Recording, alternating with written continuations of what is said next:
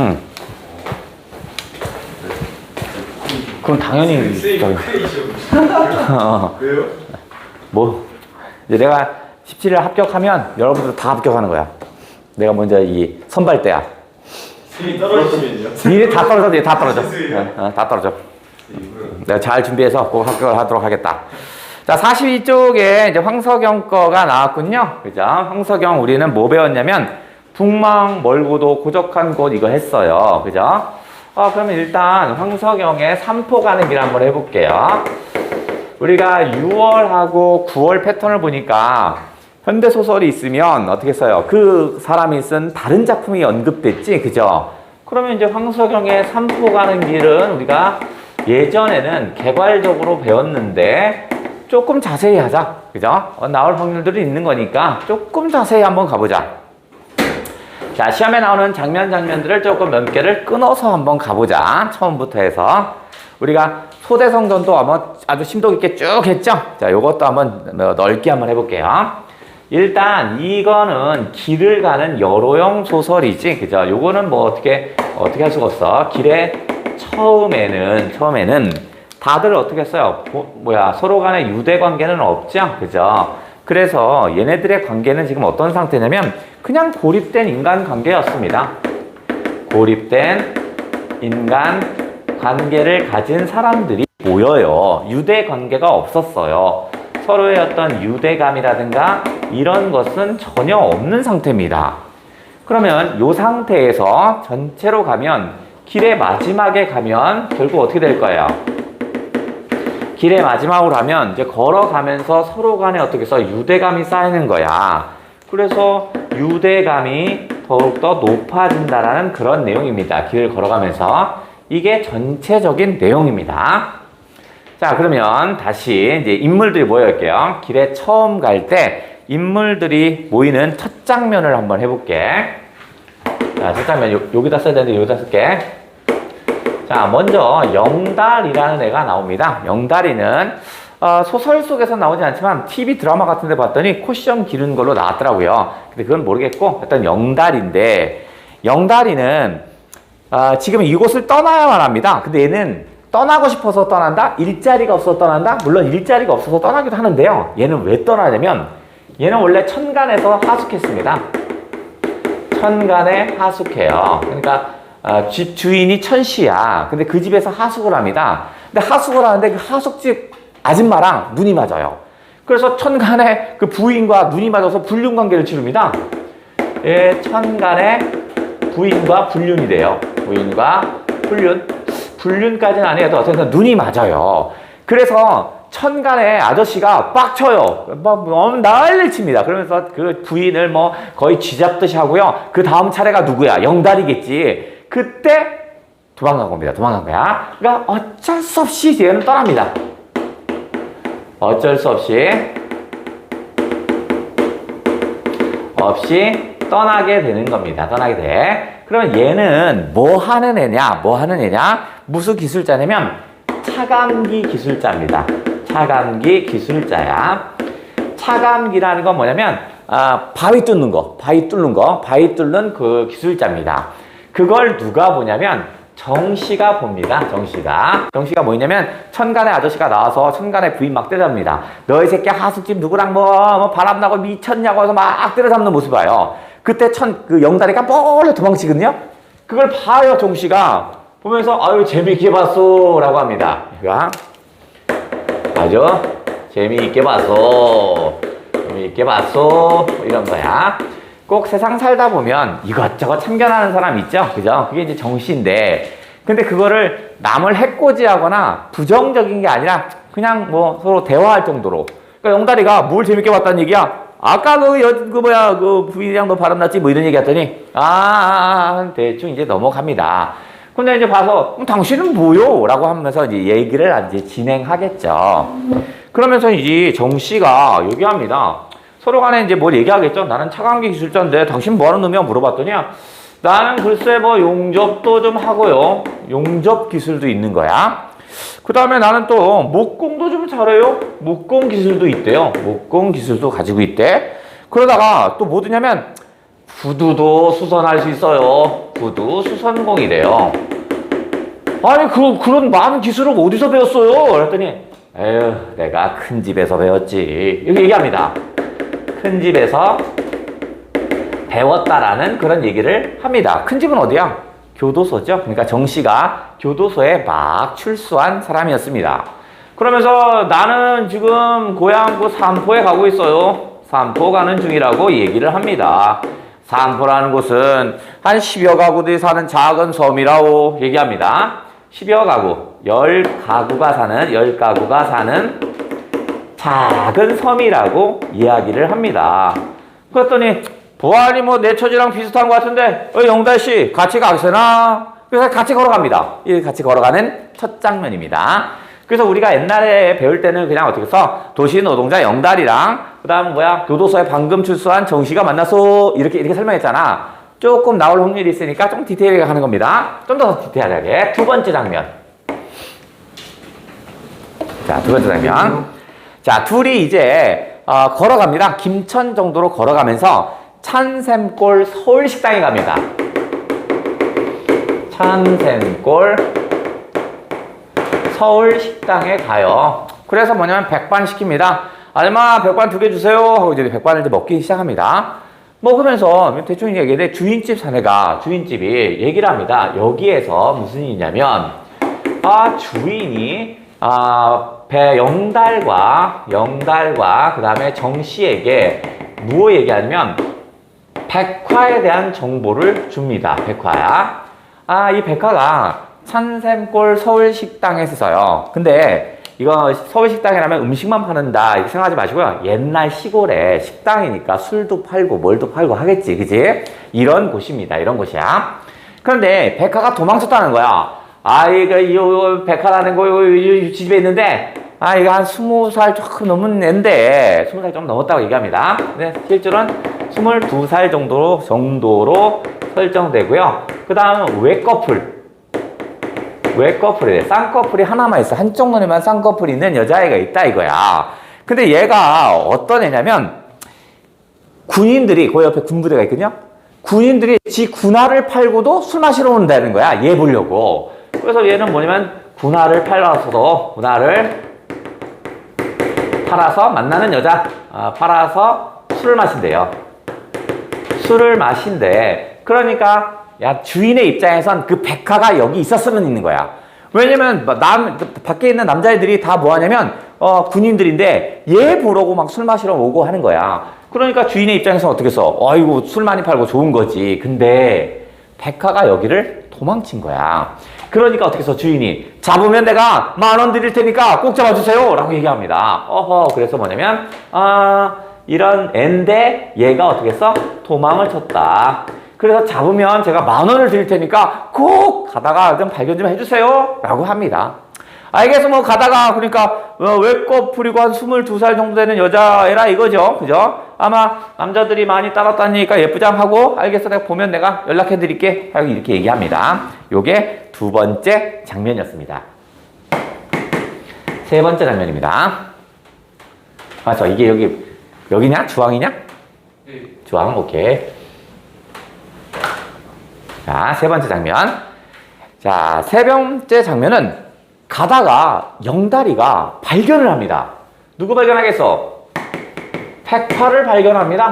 영다리가 이제 백화를 발견해. 그래서 이렇게 가고 있는데 나무 밑에 누군가 이렇게 쭈그려 앉아 있는 거야. 저게 뭐지? 이렇게 갔더니요. 백화가 거기에 앉아서 씨 싸고 있는 겁니다. 그러니까 씨 싸고 있을 때 잡았다 할 수는 없잖아. 씨를 다 싸기까지 기다립니다. 그러니까 여기는 씨 싸고 있는데 뒤에서 영다리가 이렇게 계속 쳐다보고 있는 거야. 그죠? 그래서 이건 나무 밑에서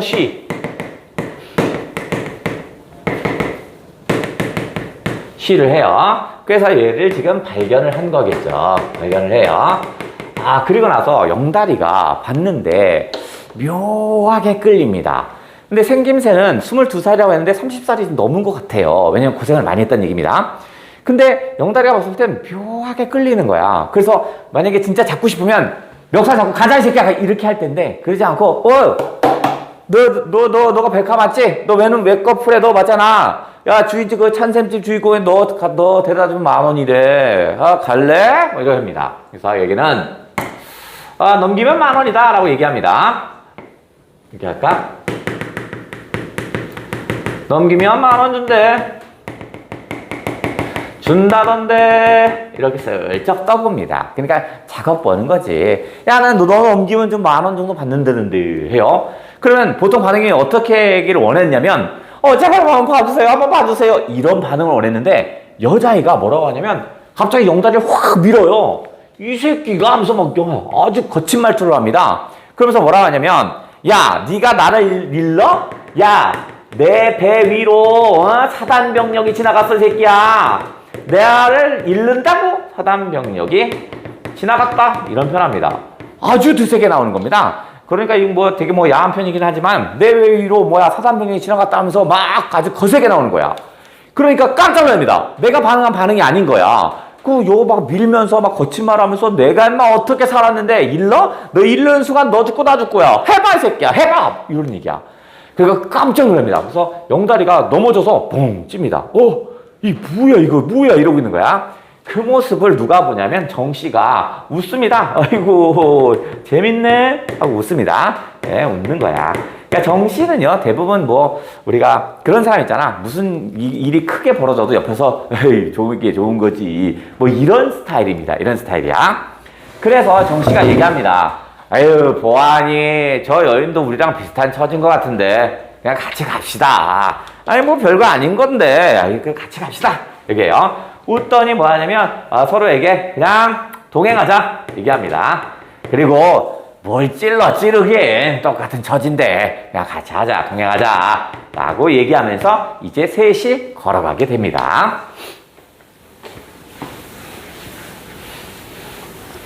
세 번째 장면, 네 번째 장면.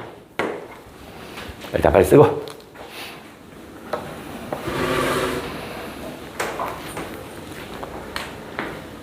자, 네 번째 장면. 그러면 이제 길에서 이제 세 명이 만난 겁니다. 애초에 영다리와 정씨가 만나 가다가 이제 백화라는 여자를 만나요. 그래서 이제 걸어갑니다. 지금은 뭐 하냐면 한겨울입니다. 되게 추워요. 걸어가다가 이제 어떻게 해서 좀 묘한 기인이 생깁니다. 그죠? 서로 간에 가다가 백화가 발을 삐끗합니다. 그래서 이 영다리가 업고 가죠. 업고 가다가 중간에 계속 갈 수 없으니까 폐가 같은데 이제 멈춰요. 그 폐가 멈춰서 어떻게 하냐면 거기서 막 불을 펴주면서 다리를 녹입니다. 너 춥지? 하면서 막 녹여주고 이래요. 아주 달달한 기운들이 나옵니다.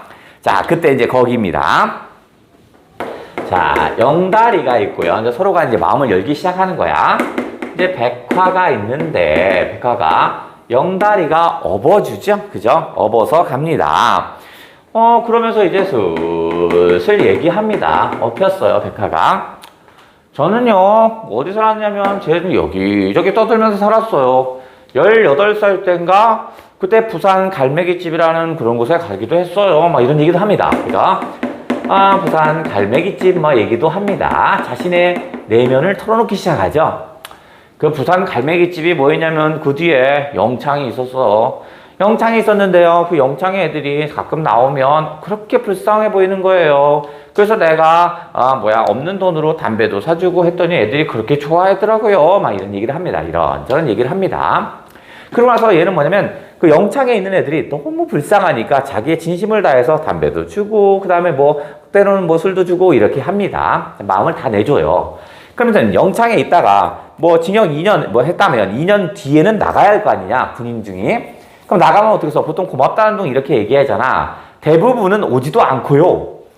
일부 오는 애가 있어. 그럼 일부 오는 애는 뭐 때문에 오는 거야? 고맙다는 말을 하기 위해서 오는 게 아니라 사실은 백화라는 여자의 몸이 중요한 거야. 그래서 겁탈을 하고 그냥 가버리고 이런 거야. 이게 한두 명이 아니라 여러 명이 이렇게 거쳐가는 거야. 그러니까 이 백화는 남자에 대해서 환멸을 느낍니다. 그러면서 갈매기집을 그만두고 여기저기 떠돌면서 지금은 22살이 된 거야. 18살에 창녀가 돼서 지금까지 살아오는 이러는 거야. 자기의 얘기를 쭉 하죠. 남자의 환멸을 느꼈다는 둥 이런 얘기를 합니다. 자신의 내면을 털어놓는다는 건 이제 유대감이 가까워지는 거지. 그죠? 그러면서 어떻게 써요? 영다리가 너무 고생을 하는 것 같네. 그래서 영다리에게 백화가 뭘 주죠? 자기 몫에 뭘 줘요? 팥시루떡을 주죠? 자기가 먹지도 않아요. 그리고 어떻게 써? 영달이가 힘들었으니까 영달에게 파시루떡을 줍니다. 그러면서 얘기합니다. 영달씨, 저랑 같이 여기에 살면 안 될까요? 라고 얘기해요. 처음에 영달이는 멈칫합니다. 왜냐면 같은 동병상련을 느끼면서 마음을 터놨거든요. 근데 같이 살까 말까 생각하다가 둘 다 떠돌이 생활이죠. 그런데 어떻게 써? 가족을 부양하는 게 자신이 없죠. 그래서 어떻게 써? 헤어지기로 하죠. 잠깐 멈칫했지만. 그래서 영달이가 백화를 위해서 뭘 주게 됩니까? 뭘 줘요? 빵을 주죠. 삼립빵을 주고 그 다음에 찐 달걀도 주고 자신의 전 재산인 얼마? 500원을 줍니다. 500원을. 그리고 나서 이거 가지고 가시고 나는 나대로 가겠소 라고 합니다. 그러면 요것들은 모두 다 뭐야? 달달한 사랑 얘기들이겠죠. 이것들은 모두 다 사랑과 관련된 것들이겠지. 자, 그러면서 백화는 영달에게 고마움을 느끼죠. 영달이도 아쉽고요. 그래서 백화가 얘기합니다. 비록 같이는 못 가지만 자신의 마음을 다 털어놓고 남자에게 환멸을 느꼈는데 유독 뭐야? 영달이 많은 내 마음을 터놔도 괜찮은 것 같은 거야. 그래서 백화가 가면서 뭐라고 해요? 그죠? 자신의 본명을 알리죠? 자신의 본명을 알립니다. 제 이름은요, 사실은요, 뭐예요? 이점네요 라고 얘기합니다. 즉, 가명을 쓴다는 거, 백화. 가명을 쓴다는 건 누군가에게 말하고 싶지 않은 거지. 근데 본명을 알린다는 건 뭐겠어? 누군가에게 알려도 된다는 얘기잖아. 유대감이 형성되었군요. 자, 그리고 나서 백화는 떠납니다. 그러니까 떠나요. 그러면서 영달이가 오면서 자신의 마음에도 없는 말 하죠. 정씨에게. 저런 여자는요, 어저께 한두 번 변할 거예요. 곧 다시 창녀가 될걸요? 뭐 이런 없는 말도 합니다. 정씨가 따라가지 그래. 되게 아니에요. 저런 여자는 안 돼요. 막 얘기합니다. 그리고 나서 이제 정씨와 거시기 누구냐? 누구지? 영달이가 떠나려고 하는데 누가 얘기합니까? 그 옆에 있던 노인이 여보게 당신들은 어디 가나 물어봐요. 그랬더니 정씨에게 합니다. 저 산포 하는 데 가요. 산포 갑니다 라고 얘기합니다. 산포 갑니다 라고 얘기해요. 그래? 근데 고향에 안 간 지 꽤 오래됐나 봐. 그죠. 한 10년 넘었죠 라고 얘기해요. 근데 거기는 네가 얘기하는 그렇게 한적하고 마음의 안식처가 될 만한 데가 아닌데 지금은 내 아들이 거기서 불도저 물면서 막 땅 개간하고 있거든. 아니 그게 뭐가 들어오는데요? 관광 호텔이 들어온대. 그래서 아주 시끌시끌한 그런 곳이 되어버렸죠.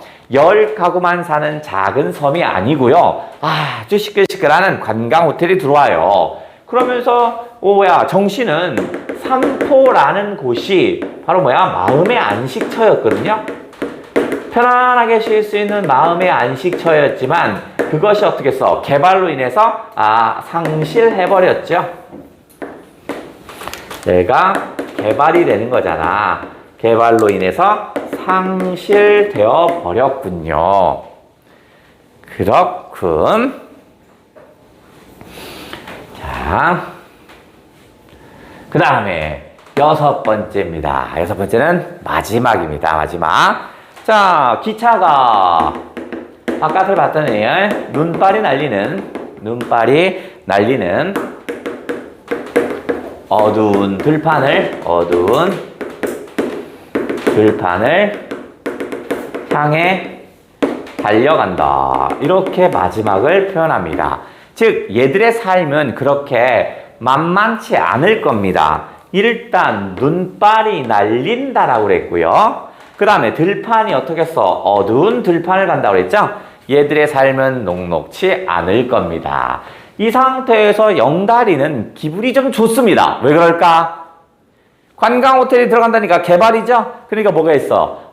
차감기 기술자인 영달이 입장에서 어떻게 써? 일자리가 생긴다고 생각하겠죠? 그래서 기뻐한다라는 그런 얘기였다.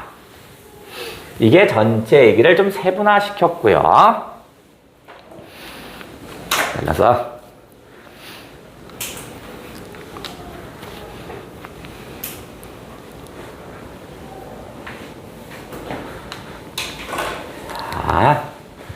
두 번째, 전체 얘기가 1번이었다면 두 번째 소설에서 시험에 잘 나오는 건 심리변화입니다. 갈등이 제일 잘 나오고, 하지만 현대소설에선 갈등이 눈으로 드러나지 않을 때가 있거든요. 그때는 100% 심리묘사가 시험에 나오는 거야. 그럼 첫 번째, 정씨 같은 경우는 심리가 어떨지 한번 추측을 하면, 난 드디어 어떻게 해서 삼포로 간다라는 무한한 설렘이 있었겠죠. 이제 드디어 교도소 생활을 마치고 나의 포근한 정치적인 안식처로 갈 수 있을 거야 라고 생각합니다. 하지만 고향이 개발됐다고 그랬죠. 그래서 어떻게 써? 고향 상실감에 빠지겠지. 상실감에 빠질 거야. 부정적으로 바뀔 거고,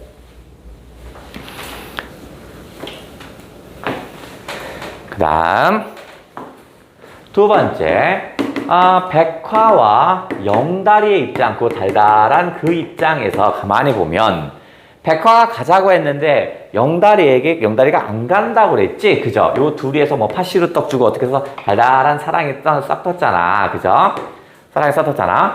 그래서 백화의 입장에서 본다라면 어떤 유대감 또는 사랑의 감정이 좀 슬쩍 높아지고 있었어요. 근데 어떻게 했어? 영다리가 안 간다고 그랬죠? 그러니까 어떻게 했어? 좀 아쉬움을 느끼겠죠. 나름대로 달달한 감정을 느끼다가 아쉬움을 느끼는 그런 정도로 바뀐다면, 자, 영다리 입장에서는 어떠냐?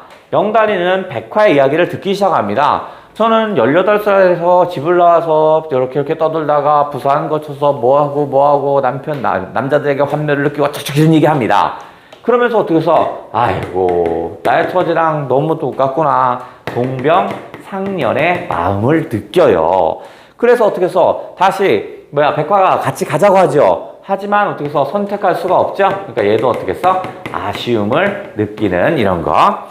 같은 마음을 느낀다는 거, 아픔을 같이 교감한다는 얘기니까 긍정일 테고요. 함께 가지 못하는 것에 대한 아쉬움을 표현한 것이었네요. 그 다음 그 장면이고, 나중에 노인이 관광 호텔이 들어온다는 정보를 줬죠, 그죠? 노인이 정씨한테 한 얘기지만 영다리도 들었잖아. 그러니까 이 관광 호텔이 들어온다라는 그런 얘기가 있으면서 영다리는 뭘 상상해? 바로 차감비를 놓을 수 있구나, 그죠? 차감비 소리가 다다다다다다 이것을 상상하는 겁니다. 그러면 차감기 소리가 다다다다다다 하는 거는 뭐냐? 내가 일자리를 드디어 찾은 거죠. 그러니까 요놈은 긍정이겠죠.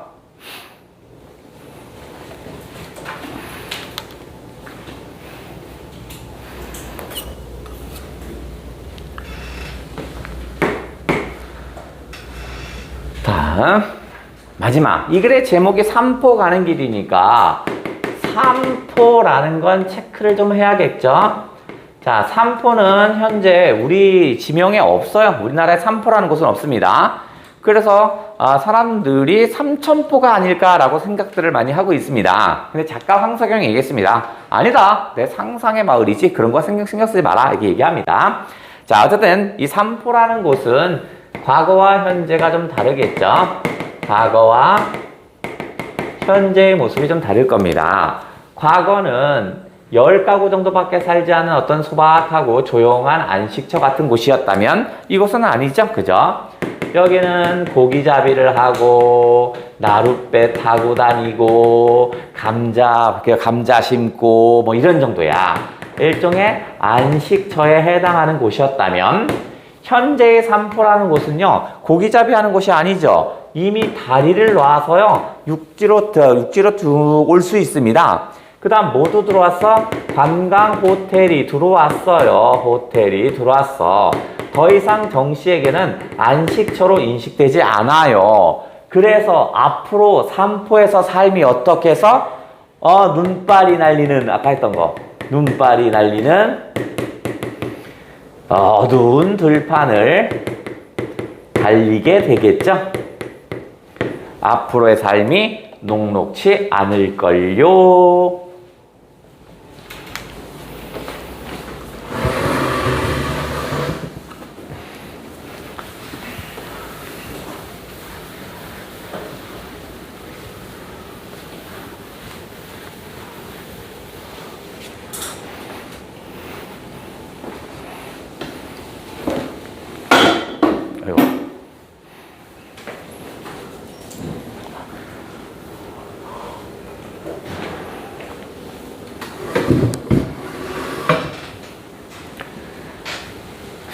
그냥 써. 그냥 쓰라.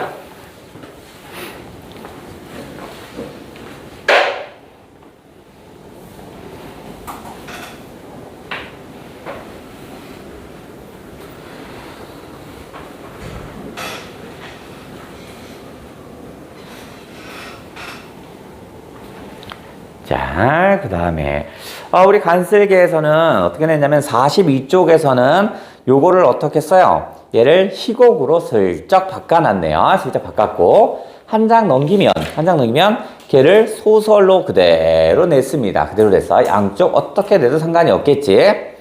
그러면 이렇게 소설과 희곡으로 내는 건 우리 수특에서는 뭐가 있었냐면 수특에 뭐 있지? 장마가 희곡으로 나왔죠? 그건 언제든지 소설로 바꿔서 낼 수 있는 거잖아. 그죠? 그 다음에 얘는 황석영의 작품이 수등 완성에 실렸거든요? 그러니까 걔와 연결된 삼포 가는 길을 슬쩍 실어 놓은 거야. 그러면 수능 완성에는 뭐가 나왔는가 한번 해볼게요. 수능 완성에 나온 건 황석영 작품이 나왔는데 이거는 문학책에 없어요. 없는데 그래서 그런지 수능 완성에선 가글에 줄글을 쭉 쓰면서 이놈을 설명하는 내용이 있어요. 그럼 아마 이해를 돕기 위해서 아마 설명을 했나봐. 자, 그래서 그러면 여기로 갈게요. 수완 172로 가면 도대체 EBS에서 초점을 뒀던 게 뭔지를 먼저 알고 요 놈을 설명을 슬쩍 한번 해보자고요. EBS에서 초점을 뒀던 건 뭐냐면 역사 기술 방법입니다. 역사라는 건 도대체 우리가 역사라는 건 어떻게 쓰는 게 정상이냐. 보편적으로 생각하면 역사라는 건 역사가가 자신이 의미롭다는 것을 선택해서 기록해왔잖아. 이게 바로 뭐냐면 거대 담론 중심이 돼요. 이게 1번 거대 담론 중심이 돼요. 즉 어떤 거냐면 1950년 6월 25일 한국전쟁, 1953년 7월 27일 한국휴전 뭐 이런 식으로 크게 얘기하는 거, 이런 걸 거대 담론 중심입니다. 그런데 이렇게 거대 담론 중심의 역사는요, 인간의 삶을 온전하게 파악할 수는 없어요. 그 당시에 1950년 6월 25일에 사람 하나하나는 어떻게 살았는데 그게 기록이 안 나오는 거야. 50년 6월 25일엔 전쟁이 있다라고만 했지 그 안에 사람들이 어떤 혼란스러움이라든가 공포감 이런 것들은 나오지 않는다고요. 그래서 이놈은 인간의 삶을 온전하게 파악할 수가 없어요. 온전하게 파악할 수 없대요. 파악할 수 없는 거야. 자, 그래서 이 소설 속에서는 지금 우리가 했던 황석영의 소설이 나올 텐데 이렇게 온전하게 파악하지 못하는 이렇게 온전하게 파악할 수 없는 상태를 어떻게 표현했냐면 산이 이렇게 있는데 산이 중간에 뚝 끊어집니다. 산이 끊어져요. 맥이 끊긴 산의 모습. 맥이 끊긴 산의 모습이 나와요. 즉 이렇게 산이 이렇게 연결돼야 되는데 여기가 뚝 끊겨요. 그죠? 거대 담론을 얘기하는 건 이렇게 뚝 끊겨진 이렇게만 표현을 할 수밖에 없대요. 그러면 역사를 개인의 삶을 온전하게 파악할 수 있고 역사가 완벽하게 기록하려면 어떻게 해야 하냐? 여기에 플러스 그러니까 두 번째 뭐야? 이 개인의 온전한 삶을 포함시켜야 한다고요. 그래서 뭐라고 했냐면 개인적 삶을 복원하는 것이 중요하대요. 끊긴 산맥을 잇는 것이 중요해. 산은 계속 이어져야 되는데 중간에 없었잖아. 걔를 잇는 게 중요하대요. 이렇게 한다면 진정한 의미의 연속성이 회복될 거래요. 진정한 의미의 연속성이 회복될 거래요. 그러면 아까 보시면 산세가 이렇게 됐는데 이렇게 이어지는데 여기가 끊겼잖아. 여기가 바로 뭐겠어? 여기가 개인적 삶을 복원해야 하는 지점이겠죠. 여기가 바로 뭐야? 개인적 삶을 복원을 해주면 이 산맥이 어떻게 해서 이렇게 잘 연결될 거라고요. 그러니까 역사는 거대 담론 중심으로 하는 것이 아니라 그렇다고 해서 거대 담론 중심으로 하지 말라가 아니라 거대 담론 중심으로 얘기하되 그 끊어있는 개인적 삶의 모습을 복원하는 게 중요하대요. 그래서 이렇게 개인적 진정한 의미의 연속성, 연속되어 있는 그런 모습을 소설 속에서는 뭐가 나오냐면 별의별 일입니다. 별의별 일이라고 나옵니다. 그렇게 해서 이 산 우리가 1950년 6월 25일이면 한국전쟁이 일어나면 한 줄이지만 그 2천만, 3천만 민중의 모습이 다 있겠죠. 별의별 일이 다 있겠죠. 어떤 사람은 아들을 데리고 피난 가는 사람, 어떤 사람은 아들을 데리고 하다 아들을 놓친 경우 뭐 여러 가지가 있을 거 아니야. 그런 것들을 다 복원해야만 진정한 역사가 될 수 있답니다.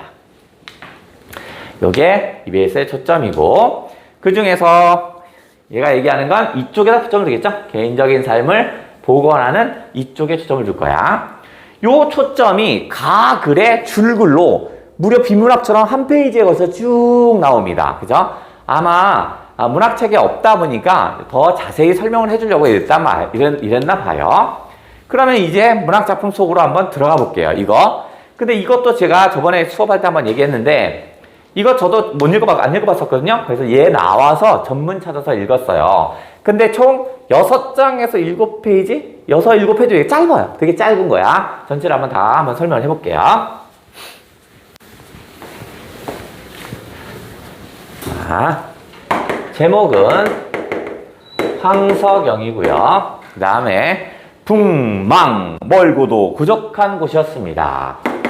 북망 쉼표 멀고도 고적한 곳 이렇게 했네요. 자, 어디? 자, 얘는 장소가 지금 계속 공간이 이동이 좀 보일 겁니다. 좀 짧은 글이긴 한데 공간이 이동됐고요. EBS에 생략된 지점은 첫 부분이 좀 생략됐거든요. 거기부터 해볼게요. 자, 전체 내용을 한 번 더 설명해보자. 자, 1번. 자, 1번은 누가 나타나면 청년이 버스에서 내리는 것부터 나옵니다. 그래서 처음에는 버스 정류장부터 나옵니다. 자, 버스 정류장에서 이제 청년이 얘도 아까 삼포 가는 길에서 백화의 나이처럼 22살로 설정됐습니다. 얘도 약 22살로 설정이 되어 있고요. 뭘 나타내냐면 검은 정장을 입고 있고요. 검은 정장을 입고 있고 거기에 플러스 라면 박스를 하나 들고 옵니다. 플러스 라면 박스를 들고 와요. 검은 정장의 라면 박스는 검은 정장은 왜 입었냐면 엄마가 돌아가셨어요. 엄마가 돌아가셨으니까 지금 방금 장례를 치르고 온 거고요. 이 라면 박스의 정체는 뭐겠어요? 어머니의 유골입니다. 어머니의 유골. 얘를 들고 와. 요거는 어머니의 유골이야. 어머니의 유골을 들고 옵니다. 그러면서 청년은 버스 정류장에서 사람 보이는 데마다 다 얘기합니다. 혹시 배민성 노인을 아십니까? 물어봐요. 배노인 압니까? 배민성 노인을 찾고자 합니다. 배민성 노인 아세요? 배민성 노인 아세요? 어떻게 생겼는데? 그건 잘 모르고요. 그냥 노인이에요. 모르겠는데? 극적 계속 돌아갑니다. 그러다가 한 명이 걸립니다. 배노인!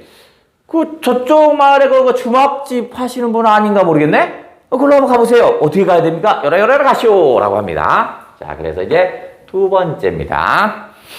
두 번째 장소는 이제 주막으로 옵니다. 이거 지금 공간의 이동에 따라서 소설은 좀 전개되고 있습니다. 공간의 이동에 따라 전개된다는 것은 시간의 흐름에 따라 소설이 전개되고 있는 거지. 계속 움직이고 있으니까.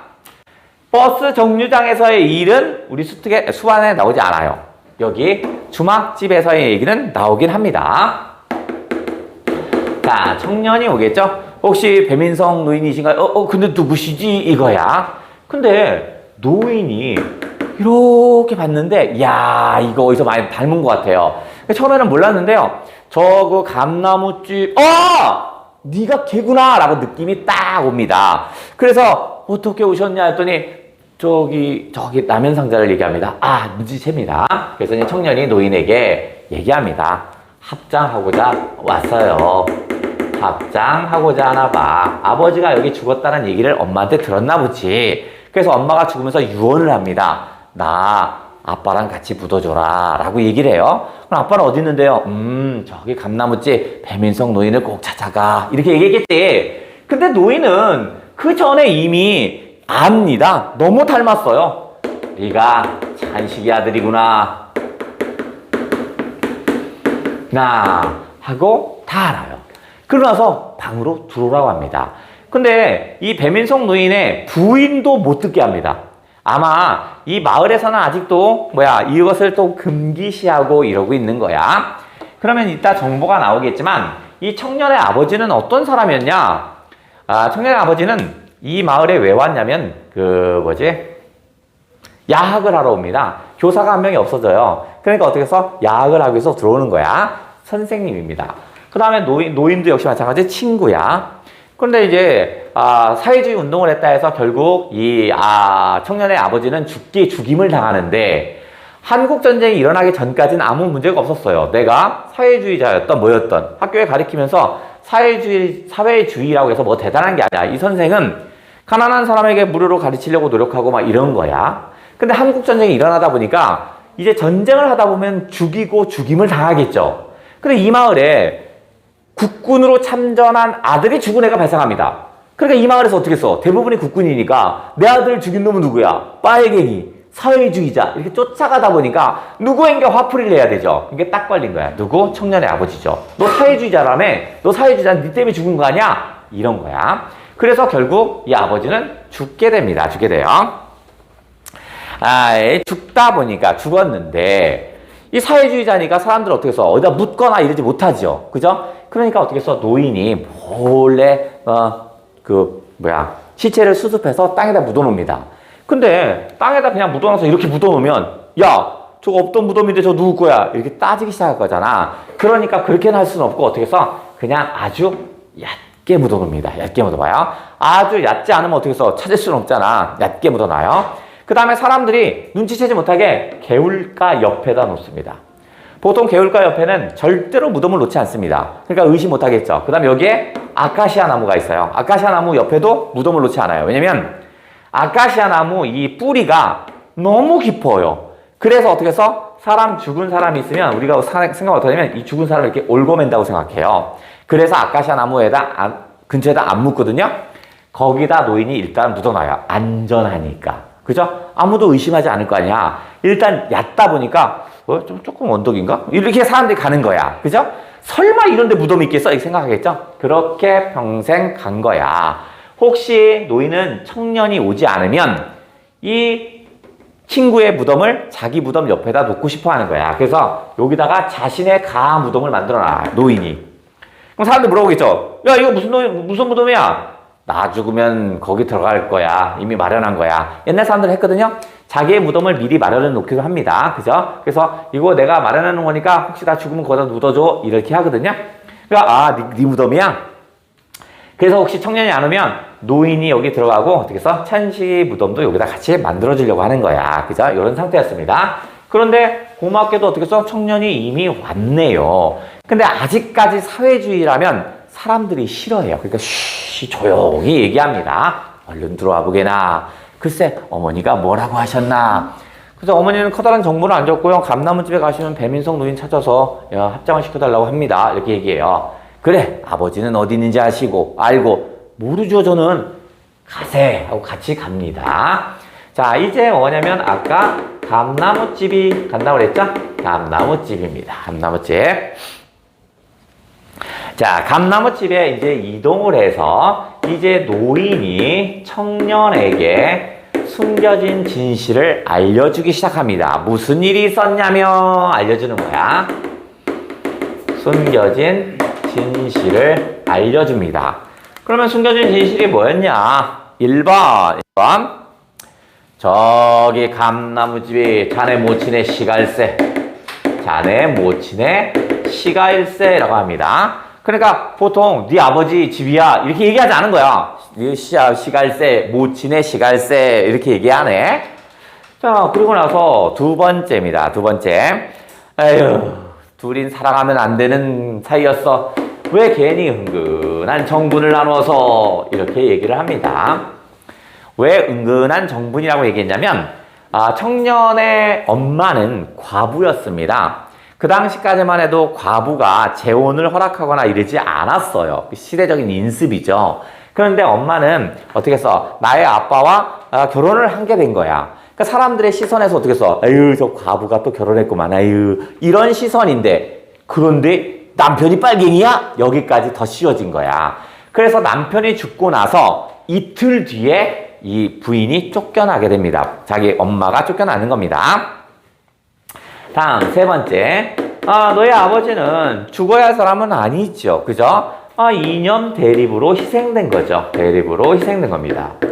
얘가 사회주의 활동을 한 거가 뭐 있겠어요? 학생들에게, 못 배운 애들에게 가르침을 주는 거밖에 없잖아. 근데 인민군에게 죽임을 당한 국군의 가족들이 화풀이의 대상이 필요할 거 아니냐? 그래서 죽게 됩니다. 그러면 이념 대립으로 아빠는 희생됐는데 이제 죽은 사람은 죽은 거로 끝났지만 나머지 사람도 어떻게 해서 계속 따라다닙니다. 네가 그 빨갱이의 부인이냐? 빨갱이 남편 눈놈 아니야? 이런 거. 자식이 태어나면 네가 빨갱이 자식이구나? 이렇게 계속 따라다니는 거야. 그러면서 어떻게 해서 어머니의 고초를 겪었던 얘기들을 쭉 해줍니다.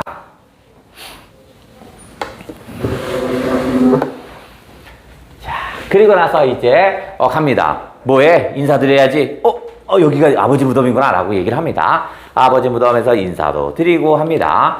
그러면서 홍수가 막 와서 비가 너무 많이 와서 산이 중간에 딱 끊어진 거야. 그러면서 얘기합니다. 야, 너 한이 무슨 색깔이 있는지 아니? 라고 물어봐요. 아니, 한에도 색깔이 있어요? 잘 모르는데요? 한이 색깔이 있다면 아마 저런 게 한이 색깔이 아닐까? 산과 산 사이가 끊어졌는데 거기에 이제 노을이 오면서 좀 붉은빛이 나는 거야. 그게 한의 색깔이래요. 이것도 슬픈 소리 하지 마시고요. 얼른 가시죠. 하고 다시 주막집으로 돌아옵니다. 주막집으로 돌아와요. 주막집으로 돌아와서 이제 청년이 잠깐 잠들어요. 청년의 꿈을 꿉니다. 꿈을 꿔요. 자, 이 꿈속에서 뭐가 나타났냐면 고적한 산천이 있습니다. 아주 조용한 산천인데 거기에 수많은 말들이 막 뛰어나갑니다. 요게 고적한 산천이 나와요. 거기에 수많은 말들이 뛰어놀고 있습니다. 그러면 고적한 산천이 아까 처음 우리가 얘기했던 이게 바로 뭐냐면 바로 거대 담론을 얘기합니다. 산이 하나 쫙 있다고요. 그러면 이쪽에 다양한 말들이 올라가는 건 뭐야? 다양한 사람들의 모습이겠죠? 그죠? 이건 다양한 사람들의 삶이죠. 다양한 사람들의 삶이겠죠. 즉, 여기가 평화롭게 보이거든요. 즉, 역사라는 것은 뭐야? 거대 담론과 이렇게 고적한 산천과 수많은 말들이 자유스럽게 뛰어놀아야 되거든요. 이게 바로 뭐야? 역사라는 얘기입니다. 그리고 나서 청년은 어떻게 해서 노인이 잠자고 있는데 그냥 밖에 나갑니다. 그래서 화선지라든가 이런 나무 판넬 같은 거를 좀 사와요. 왜냐면 일단 아버지의 무덤을 이장해야 되죠. 그죠? 거기는 물가를 안 된다고 그랬잖아. 이장을 하고 합장을 시켜야 되니까 그러니까 얘가 스스로 쓱 나갑니다. 이제 가서 자, 합장을 합니다. 더 정확하게 얘기하면 아버지의 무덤을 이장하고 그 다음에 더 정확히 얘기하면 합장을 하는 거겠지. 그죠? 이장을 하고 합장을 하겠지.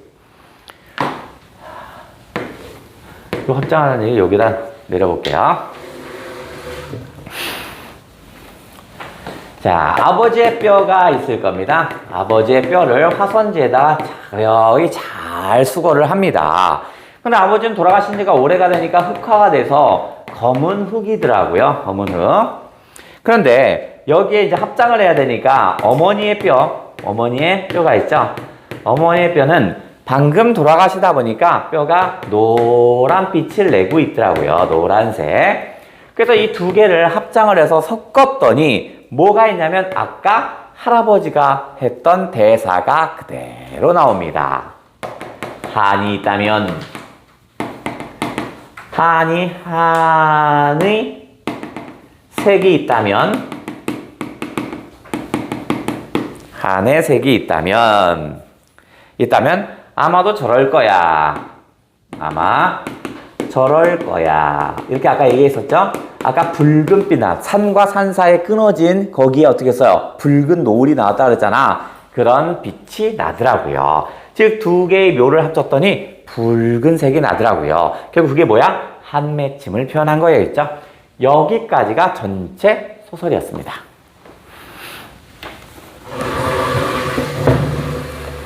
엄청 길구나.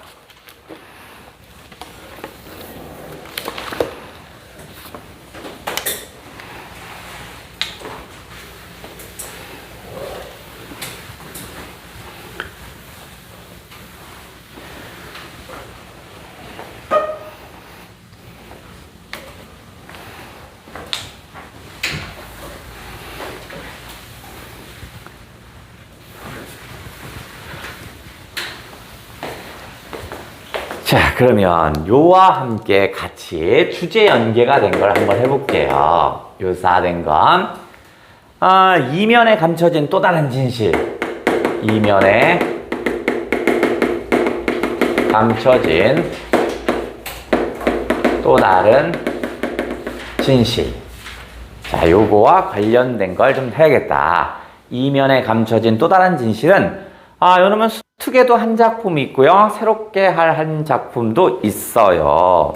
자, 이놈은 거시기가 쓴 거시기라는 작품을 우리 한번 점검을 좀 한번 해줘야 되는데 누가 나오냐면 종술이라는 애가 있습니다. 종술. 정확히 말하면 임종술입니다. 임종술. 얘는 서울에서 장사를 했습니다. 그래서 좀 나름대로 장사도 잘 되고 좀 잘 사는 듯 했어요. 근데 꼭 누가 오냐면 누가 경비가 와서 막고 그 다음에 방범대원에서 뭘 못하게 하고 이런 식입니다. 그래서 어디서 쫓겨납니다. 여기서 더 이상 살 수 없어서 고향에 와서 사는 거야. 그나마 아내가 있었는데 아내는 어떻게 해서 집 나가서 나갑니다. 그리고 누구만 사냐면 딸애랑만 삽니다. 딸 정옥이와 같이 사는 겁니다.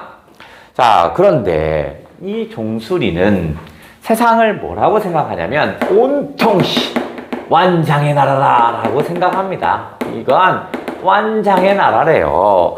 그래서 항상 한맺힘을 갖습니다. 왜 완장의 나라를 싫어하냐면 내가 좀 뭐 좀 살려면 왼팔에 뭘 끼는 놈 시장 경비 얘가 와서 나를 방해했고요. 그 다음에 또 뭐 오며 뭐 좀 하려면 방범대원이란 완장을 찬 놈이 꼭 나를 방해했어요. 즉 시장 경비라든가 어떤 방범대원이라든가 얘네들이 항상 내 삶을 막았어요. 심지어는 어렸을 때 국민학교 때 완장을 쳐줍니다. 반장은 완장을 찼어요. 그럼 내가 좀 공부를 못했어. 구구단을 못 외워요. 그래서 완장을 찬 반장이 와서 때리기 시작합니다. 너 왜 구구단을 못 외워? 선생님이 어제까지 외우라고 했잖아. 왜 못 외워? 막 때립니다. 그래서 이마에 피가 날 정도입니다. 근데 나는 하나도 대꾸하지 못해요. 왜냐면 완장을 찬 사람은 대꾸하면 안 되거든요. 그죠? 선생님이 없을 땐 반장이라는 완장을 쓴 애가 대장이거든요. 그러니까 나는 뭘 못해요. 어릴 때부터 지금 나이 올 때까지 왼팔에 완장을 찬 놈에게 계속 당해옵니다. 어린 시절 반장으로부터 반장에게 맞았어. 구타를 당했어요. 그러니까 나는 살아오면서 온통 완장을 놓은 것들이 나한테 해를 끼쳐왔어요. 그런데 어느 날 최 사장이 찾아옵니다. 최 사장은 운수업을 합니다. 운수업. 그래서 운수업을 해서 대단히 좀 부자입니다. 부자야. 왜냐면 운수업이 옛날에는 왜 부자가 될 수밖에 없냐면 나라에서 보조금이 나와요. 그 다음에 어떻게 써요? 그 다음에 운수하다 보면 어떻게 해서 시민들한테 돈을 받죠. 나라에서 돈 받아 시민들한테 타면서 돈 받아. 그 다음에 운수업을 하는 택시 운수하면 그 사람에게 어떻게 해서 산악금 같은 걸 받잖아. 그러니까 돈을 벌 수밖에 없는 구조야. 여기저기서 돈이 들어오고 나라에서 줘. 그 다음에 타는 시민들이 줘. 그 다음 운전사가 줘야 돼. 그러니까 막 돈을 버는 거야. 돈이 많다 보니까 이게 그 권력자들한테 로비도 많이 하겠죠? 그러면서 저수지가 하나 있는데, 원래 저수지는 국가 거야. 그죠? 국가 거잖아. 근데 그 저수지의 그 개발권을 최 사장한테 줘버립니다. 그럼 사람들이 어때서? 원래는 국가 거니까 다 자유롭게 쓰는데, 이게 최 사장이 개발권을 가져가서 이거 내 거야 이러면 어떻게 해? 뭔 소리야 하면서 막 경쟁이 화가 많겠죠. 그러니까 최 사장이 좀 바보 같은 바지 사장을 앞에서 놓고 싶은 거야. 요건 네가 다 먹어라 이런 얘기야. 어차피 국가 거에서 자유롭게 쓰다가 쓰지 못하게 하면 사람들 반발이 클 거 아니야. 그걸 막을 놈이 필요한 거야. 그래서 얘 밑에 최익성이라는 사촌이 있는데, 최익성인데 얘가 마을 이장입니다. 마을 이장이야. 그래서 얘네 둘이 공모를 합니다. 야, 좀 애가 좀 적절하게 멍청하면서도 적절하게 내가 쓰임새가 있는 놈 좀 있을까? 머리가 좀 비고 뭐 이런 애 없어? 했더니 최익성이 그러면 저 종술이라는 저놈 놀고 있거든요. 쟤를 저기다가 그 경비로 시키면 되겠네 라고 해요. 그래서 최 사장이 종술에게 접근합니다.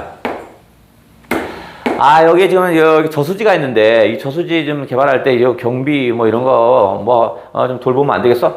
야, 내가 서울에서 인마 장사 좀 하고 똥똥으로 살았는데 나보고 경비를 하라고? 이런 꺼져! 라고 합니다.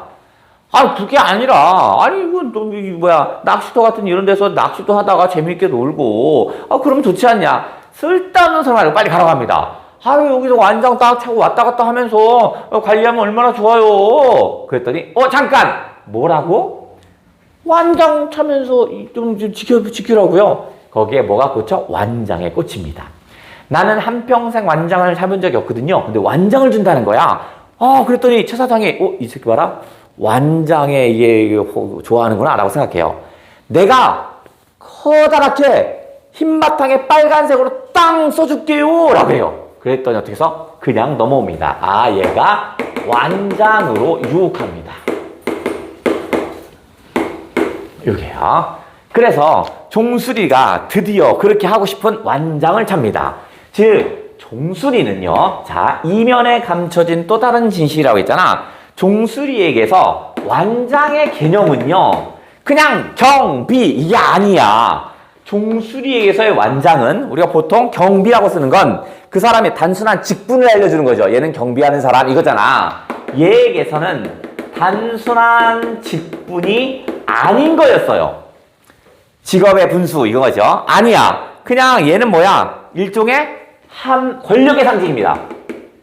권력의 상징이자 한 맺힌 도구입니다. 내가 완장을 찬 놈한테 얼마나 당했는데 한 맺힘의 도구였어요. 그런데 그런 걸 나에게 준다고?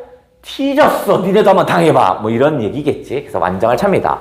그래서 완장을 차고 와서 이제 어떻게 해서 여기부터 지금 내가 관리할 거야. 다 나가. 들어오지 마. 합니다. 사람들이 난리가 나겠죠. 이거 원래 내가 여기서 맨날 낚시하던 건데 왜 갑자기 돈을 받아? 꺼져 하고 다 내쫓아버립니다. 왜냐면 이 저수지는 내 거야. 그럼 왜냐면 완장 쳤잖아. 그래서 이 마을에서 얘는 어떻게 하냐면 항상 완장 차고 다녀요. 저수지와 관련 없는데 갈 때도 완장 차고 갑니다.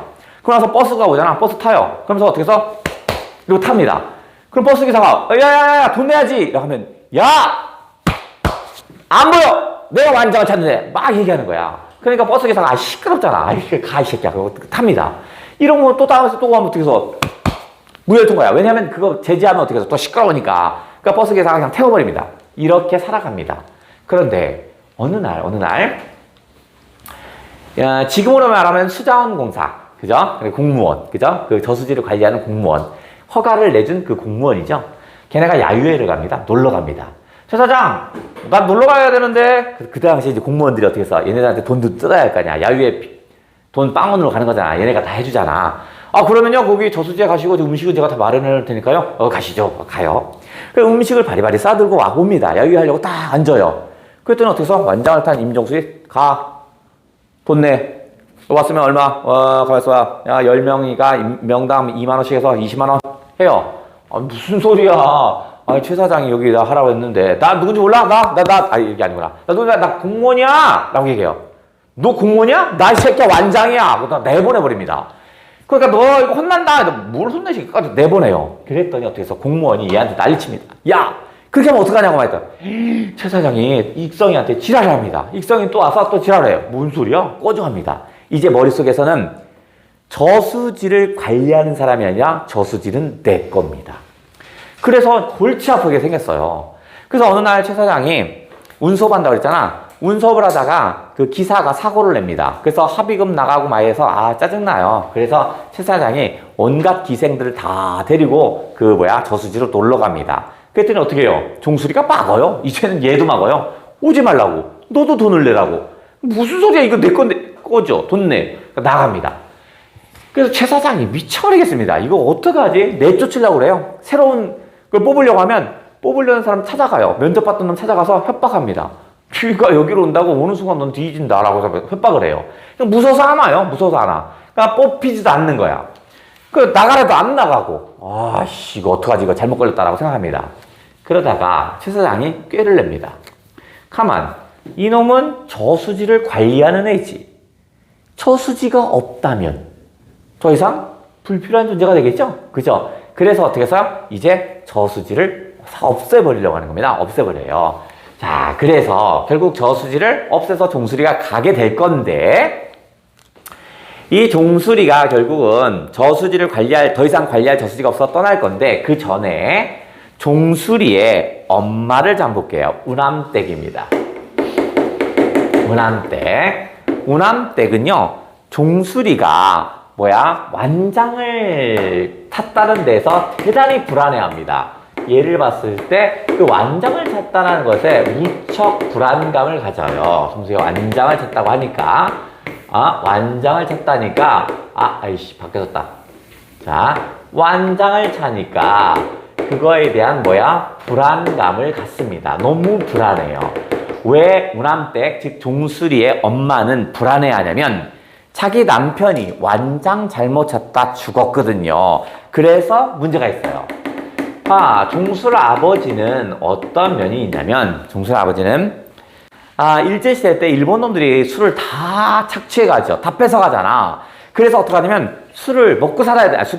쌀을 먹고 살아야 되니까 잠깐 숨겨놓습니다. 왜냐면 내 자식도 살아야 되니까. 근데 박가라는 놈이 일러요. 얘는 왜 이러냐? 잃은 대가로 그 쌀을 먹을 수 있으니까. 종수리 아버지는 저 쌀 저기서 마루 밑에 넣어놨는데요. 이렇게 찔러요. 그래서 어떻게 하냐면 박가의 밀고로 인해서 종수리 아버지가 일본 놈한테 잡혀가요. 그래서 어떻게 해서 고문 받다가 오른팔이 잘려요. 오른팔이 잘려요. 그래? 그러면 자, 쌀을 숨겨요. 그래서 어떻게 해서 박가가 밀고예요. 박가의 밀고. 그래서 오른팔 절단이 납니다. 그러면 오른팔에 절단된 종수리 아버지는 어떻게 써? 이제 뒤졌어. 박가 어딨어? 찾으러 돌아다닙니다. 막 찾으러 다니는 거야. 이놈 죽여버려야겠다는 생각밖에 없어요. 머릿속에는요. 그런데 종수리 아버지는 절단되고 나서 뭐 하냐면 한국 전쟁 당시에 바로 좌익 활동을 합니다. 자, 좌익 활동은 한국 전쟁 이전에는 별 문제가 없어요. 왜냐면 일본 놈이라는 공통 적이 있으니까 별 문제가 없는 거잖아. 그죠?